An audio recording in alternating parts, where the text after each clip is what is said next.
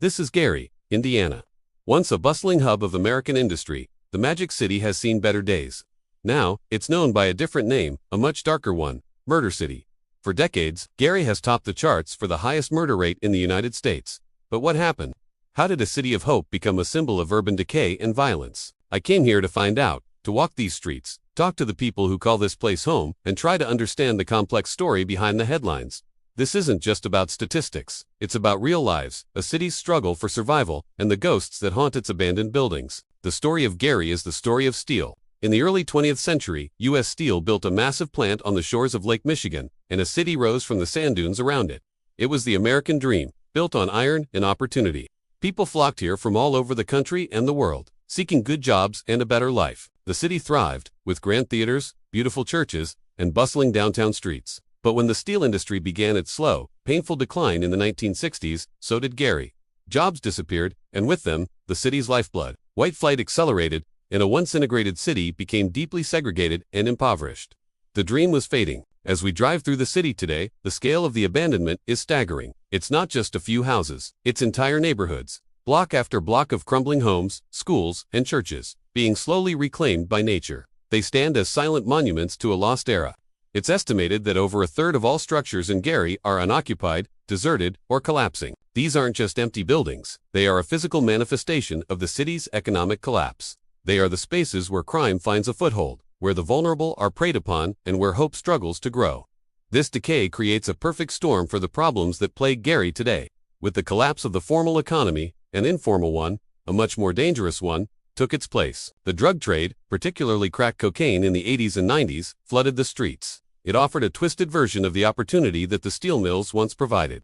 But this opportunity came with a high price: addiction, violence, and a cycle of despair. Gangs fought over territory, and the murder rate skyrocketed. We spoke to a former law enforcement officer who worked through the peak of the crisis. He described it as a war zone. Shootings were a daily occurrence. The streets weren't safe, and the police were overwhelmed, trying to hold back a tide of violence with limited resources. And in this environment of decay and lawlessness, the darkest predators can emerge. Gary has a chilling history with serial killers. Perhaps the most infamous is the case of Darren Dion Van. In 2014, Van led police to the bodies of 7 women he had murdered, all hidden in abandoned buildings just like the ones we've seen. He used the city's desolation as his hunting ground and his dumping ground. The case sent shockwaves through the community, but for many, it wasn't a surprise. They understood how someone could kill and hide the evidence. For years in a city with so many forgotten corners, Van is not the only one. The city's history is dotted with other cases of multiple homicides, creating a legacy of fear and mistrust. But this isn't a story without hope. It would be easy to come here, film the ruins, and call Gary a lost cause. But that's not the whole picture. Amidst the decay, there is life. There are people who have refused to leave, who are fighting for their city. We met with community leaders, artists, and business owners who are working tirelessly to create change. They're cleaning up lots, starting community gardens, opening small businesses, and using art to bring color and life back to abandoned spaces. They see the potential that still exists beneath the rust and rubble. They remember the Magic City, and they believe it can be magical again. One of the most powerful things we heard came from a lifelong resident, a woman in her 70s who has seen the city's best and worst days. She told us, "People see the empty houses, but they don't see us. We are still here. This is our home. We haven't given up." Her words are a reminder that a city is more than its buildings or its economy. It's its people. And the people of Gary are resilient.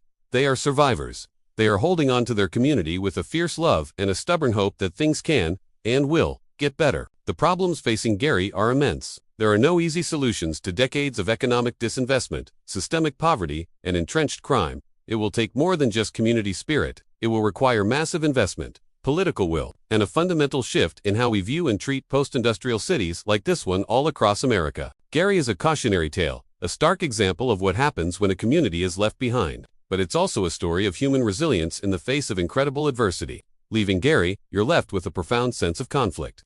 The sadness for what's been lost is overwhelming. The scale of the decay is hard to comprehend. But you also feel a deep admiration for the people who are still fighting, who refuse to let their city's story end in tragedy.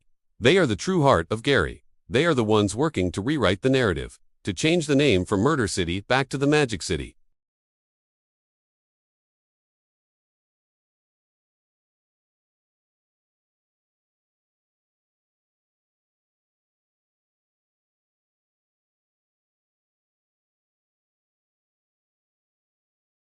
Thank you for joining me on this journey. If this story moved you, please consider liking this video and subscribing for more deep dives into the stories that shape our world. See you next time.